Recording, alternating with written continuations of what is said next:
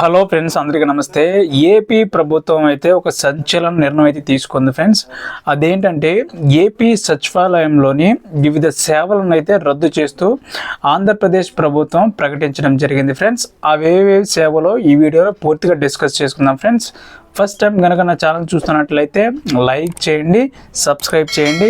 ఇలాంటి గవర్నమెంట్ వచ్చే ప్రతి అప్డేట్ మిస్ అవ్వకుండా ఉండాలంటే బెల్ ఐకాన్ అయితే యాక్టివేట్ చేసుకు పెట్టుకోండి ఫ్రెండ్స్. ఇక టాపిక్లోకి వెళ్ళినట్లయితే ఆంధ్రప్రదేశ్ సంబంధించి సచివాలయంలోని వివిధ సేవలను అయితే ఆంధ్రప్రదేశ్ ప్రభుత్వం రద్దు చేసిందండి.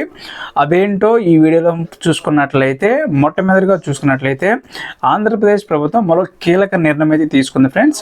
గత ప్రభుత్వం హయాంలో గ్రామ వార్డు సచివాలయాలను సబ్ రిజిస్టర్గా కార్యాలయాలుగా గుర్తించింది.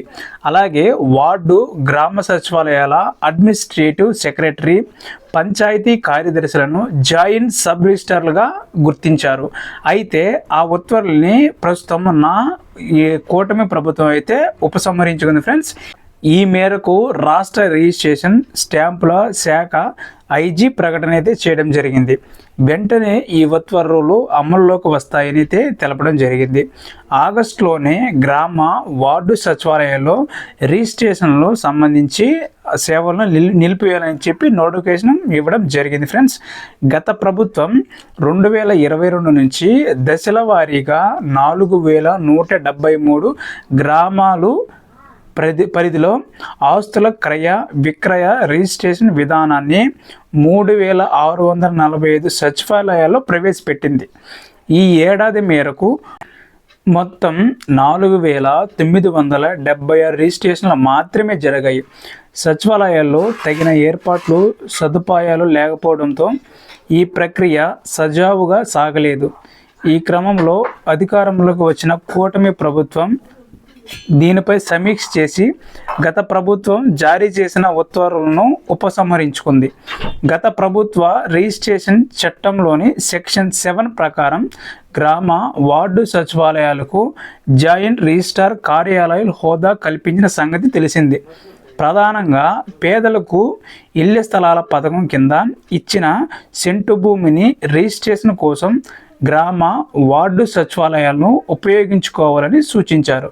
కానీ ఈ ప్రక్రియ సజావుగా సాగలేదు.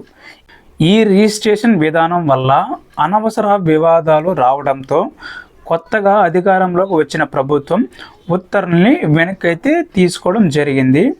మరోవైపు రాష్ట్రంలో అందరికీ పక్కా ఇళ్ల నిర్మాణం ఇవ్వాలనే లక్ష్యంతో త్వరలో స్థలాల కొనుగోలుపై ముఖ్యమంత్రి చంద్రబాబు సానుకూల నిర్ణయం తీసుకున్నారని చెప్పారు. గృహ నిర్మాణ శాఖ మంత్రి కొలుసు పార్థసారథి గారు ఏలూరు జిల్లా మర్లపాలెంలో మంత్రి ప్రజావేదిక కార్యక్రమంలో పాల్గొన్నారు. వచ్చే ఏడాది మార్చిలో గృహ నిర్మాణ సాయం మొత్తాన్ని పెంచుతామని, సాయం ఎంత పెంచాలనేదిపై చర్చలు జరుగుతున్నాయని చెప్పుకొచ్చారు. సొంత స్థలం ఉన్న పేదలు వెంటనే గృహాలు నిర్మించుకునే అవకాశం ఉందన్నారు. సో ఇది ఫ్రెండ్స్, అంటే ఇక నుంచి ఆంధ్రప్రదేశ్ ప్రభుత్వం సచివాలయంలోని ఈ రిజిస్ట్రేషన్ సంబంధించి సేవలను అయితే రద్దు చేయడం జరిగింది ఫ్రెండ్స్. సో ఇక నుంచి అయితే పట్టాలు కానీ ఎటువంటి స్టాంపులు కానీ ఈ సచివాలయం కూడా రిజిస్టర్ చేయరు. ఇలాంటి ఇన్ఫర్మేషన్ వీడియోస్ కోసం లైక్ చేయండి, సబ్స్క్రైబ్ చేయండి ఫ్రెండ్స్. ఏ చిన్న గవర్నమెంట్ నుంచి చిన్న అప్డేట్ వచ్చినా సరే మీకైతే అందిస్తాను. Thank you for watching.